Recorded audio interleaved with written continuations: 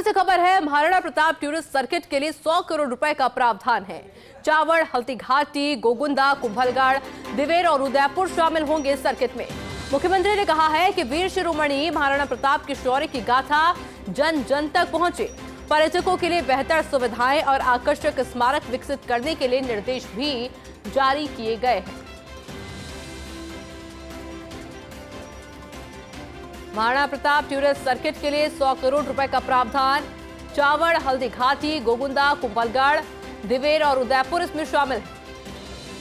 मेरे साथ में एसोसिएट एडिटर निर्मल तिवारी जुड़ गए हैं। निर्मल जी, क्या जानकारी? और देखिए आयुषी, लगातार कोशिश की है कि बॉर्डर टूरिज्म को बढ़ाया जाए, रिलीजियस टूरिज्म को बढ़ाया जाए, और इसी को लेकर के वो कोशिश ये कर रहे हैं। खासकर मुख्यमंत्री भजनलाल शर्मा की बात करें तो उनकी कोशिश यही है कि तनोट माता को कैसे विकसित किया जाए। और चूंकि वो भरतपुर से आते हैं, इसके भरतपुर में पूंचरी का लौठा को किस तरह से उस क्षेत्र को विकसित किया जाएगा, उस प्रोजेक्ट के ऊपर चर्चा उनकी। इसके साथ साथ अगर हम बात करें महाराणा प्रताप सर्किट की, जो 100 करोड़ का सर्किट है, उस पर किस तरह के काम हो रहे हैं, उसकी प्रगति की आज समीक्षा की।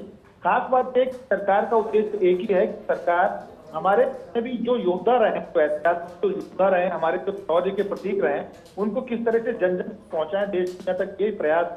साथ ही साथ बॉर्डर टूरिज्म के माध्यम से बताया जाए कि किस तरह से तनोट माता मंदिर का विकास करके कि वहाँ धार्मिक आस्था का विकास है।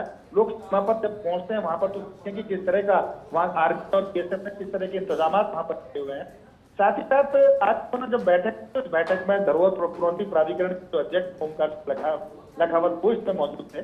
उसके साथ साथ प्रमुख सचिव पर्यटन कला संस्कृति विभाग राजेश यादव मौजूद रहे, पर्यटन आयुक्त रुक्मणी रियाज थी, आर्किटेक्ट मजकूर आर्किटेक्ट अनूप भरसरिया इस बैठक में थे, और दूसरे जो अन्य जो अधिकारी थे वो इस बैठक में मौजूद रहे। इस बैठक में चर्चा यही की गई कि जो महाराणा प्रताप सर्किट है, जिस तरह से उनके शौर्य और त्याग और राष्ट्र गाथा को किस तरह से जन जन तक पहुंचाया जाए, इस 100 करोड़ रुपए के सर्किट पर खास क्या क्या काम अभी तक हुआ है।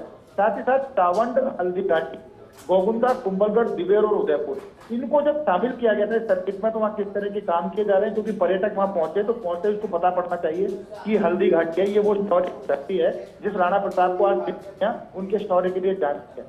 साथ ही साथ ब्रज क्षेत्र में जिस तरह से पूंचरी का लौठा जो प्रोजेक्ट है, उस पर किस तरह का काम किया जा रहा है। जब लाखों लोग आस्था का लाखों लोग ब्रज परिक्रमा देने जाते हैं, तो पूंचरी का लौठा खासकर है जो सबसे ज्यादा आस्था के बड़े केंद्र के तौर पर मानी जाती है।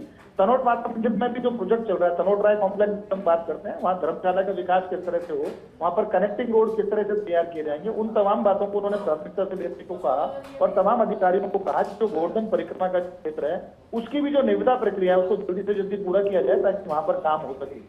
कुल मिलाकर कहा जा सकता है कि राज्य सरकार ने जो बजट में घोषणाएं की थी, उसके बाद मुख्यमंत्री ने खुद ने जो अलग से घोषणाएं की, उन तमाम बातों को किस तरह से उन पर अमल किया जा रहा है, कितनी तेजी से उनको मुक्त लाया जा रहा है, उनको धरातल पर उन तमाम घोषणाओं को, उसको लेकर वो काफी गंभीर दिखे। उन्होंने अधिकारियों से वन टू वन संवाद भी किया और साथ साथ कहा भी कि तमाम काम समय एक टाइम फ्रेम के अंदर हो, गुणवत्तापूर्व हो, क्योंकि गुणवत्तापूर्वक होंगे तो ही कामों की जो टिकाव है उनका वो एक लंबे समय तक चलेगा। तो निश्चित तौर पर कह सकते हैं कि शौर्य के प्रतीक महाराणा प्रताप की बात करें या तनोट राय माता की हम बात करते हैं, पूंचरी का लौटा, कि तमाम जो धार्मिक आस्था के जो प्रतीक हैं, इनको किस तरह से आगे लाया जाए, इनको मुख्य धारा में लाकर जन जन तक पहुंचाने की कोशिश की जाए। देश विदेश के जो पर्यटक आते हैं उन तक ये इस बात को बताया जाए कि राजस्थान में किस तरह के काम होते हैं। तो कह सकते हैं कि आज की बैठक के बाद इन तीनों जो प्रोजेक्ट है उनके काम में और तेजी है। आयुष। बिल्कुल निर्मल जी, बहुत शुक्रिया आपके तमाम जानकारी के लिए।